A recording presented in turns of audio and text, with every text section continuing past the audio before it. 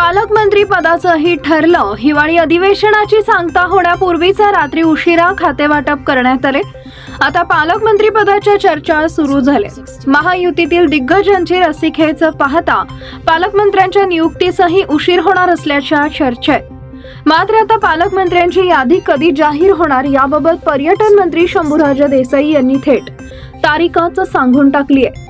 पालकमंत्री पदाबाबत उशीर होईल का असा प्रश्न देसाई यांना विचारण्यात आला, त्यावर ते म्हणाले, पालकमंत्री पदाच्या अधिकृत नावाचा अंतिम निर्णय महायुतीचे तिन्ही नेते एकत्र बसून घेणार आहे। खातेवाटप होईपर्यंत 4 दिवस याला हे खाते मिळणार, त्याला ते खाते मिळणार अशा बातम्या सुरू होत्या, पण खातेवाटप करताना समतोल राखण्यात आला। त्यामुळे जरा धीर धरा, येत्या 2 दिवसात पालकमंत्री पदाचे खातेवाटप होईल। आमच्या 3 पक्षात मंत्रिपदावरून कोणतीही रस्सीखेच नव्हती, तसेच पालकमंत्री पदावरून आमच्यात कोणतीही रस्सीखेच नाही, असंही संदीप देसाई म्हणाले।